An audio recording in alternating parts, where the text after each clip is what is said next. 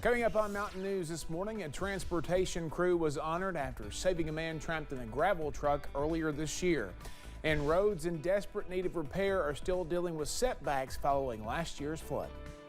Dedicated to Eastern and Southern Kentucky, this is WYMT Mountain News this morning. Good morning, 4:59. Brandon Robinson in with you again here on this Friday, and thank goodness it's Friday. It is July 7th, and we are glad to be along with you this morning. Let's forecast first and get you up to date on what's going on out there across the region. We're looking at some patchy, dense fog, so kind of keep an eye on that as you head out the door this morning. That could impact your morning drive there. Zero visibility or close to it in a lot of areas this morning, so just take it easy as you travel across the region. We take a look at some of our cameras. You see WYMT's fogged in.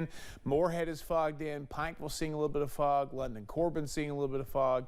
And you can see the fog off in the distance there at Jenkins and Buffalo Mountain in the valley there as well. We'll take a look at temperatures. A little cooler in a lot of parts of the area this morning, but basically where they were yesterday and others. Harlan, Jonesville, Moorhead, Ashland, Somerset all at 70, Monticello at 73, Jacksboro went back to sleep this morning. Your out the door forecast features again some fairly decent conditions today. We'll see a few clouds, straight chances for a passing shower or two both this morning and this afternoon. But thanks to the cold front, it should feel a little bit cooler today, even though temperatures only down to about 86 for a daytime high. All right, back to news this morning. Earlier this year, a crash in Knott County left a young man pinned inside an overturned gravel truck. One crew from the Kentucky Transportation Cabinet assisted first responders in freeing the man and saving his life. WYMT's Jordan Mullins has more on how the crew was recently commended for their bravery by state officials. In May, Hunter McLeod of Johnson County was driving a gravel truck through Knott County when he said something felt wrong. I knew the brakes were getting hot there at Knott County Hill, and I just went over and I told myself, I said, all right, if you can get down that hill at Hazard, at Hyman there, you'll be okay. And I didn't make it down it. The truck overturned, trapping McLeod inside. Soon after, KYTC Crew 344 of the Knott County Maintenance Facility sprang into action to assist first responders. Nobody else had any equipment close by that could possibly be able to pick his truck up and get it off of him. So that's when I mobilized my crew with equipment to the scene. McLeod was freed from the truck and sent to a hospital in Tennessee. He suffered life-threatening injuries, even losing his arm, but is thankful for the crew and credits God for sending them to save him. Everything come together, but God was there. I know he was there with us. He put everything in place for it to save me. On Thursday, the crew was recognized for their heroic actions in Pikeville by KYTC officials from across the state.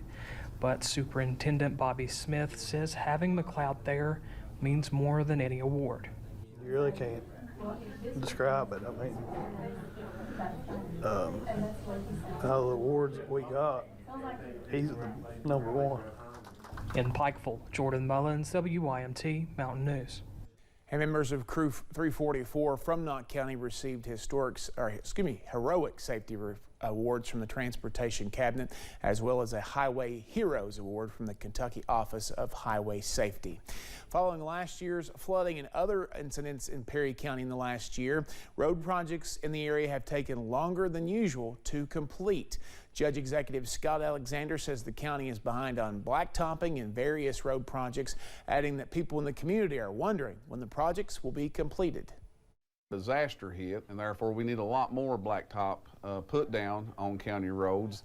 And then this year as well, the plant caught on fire and was down for a few weeks. So yes, we're behind on blacktopping of the county roads. Alexander also says the funding states they can only resurface already surfaced roads. L&B Reptile opened their store in Whitesburg back in December of 2021, but the historic flooding nearly 1 year ago destroyed the entire shop. Now, owner Lenny Holbrook has relocated to Perry County.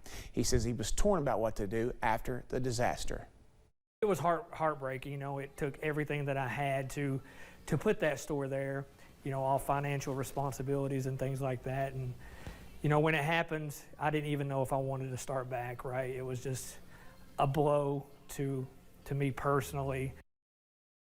Holbrook says he's been overwhelmed with support and cannot wait to see what the future has in store in Hazard. All right, Appalachian Center for the Arts is preparing for a showcase for area stitchers. The quilt show kicks off today at the App, signaling the first day for the local shop hop, bringing quilting shops from across the region to present their patched patterns. The event is all about art and stories of Appalachian makers. So we're going to be showcasing about 25 to 30 different quilts from 6 different shops around the area. The event is set for 11 a.m. this morning. The shop hop begins at participating stores at 9 this morning. Thanks for getting your day started with us here on Mountain News this morning. Coming up, heat has plagued the world this past month and continues to reach record highs. Here at home, though, temperatures will cool off just a touch today with the passage of the first cold front we'll see in the coming days. I'll track the other one in about 3 minutes.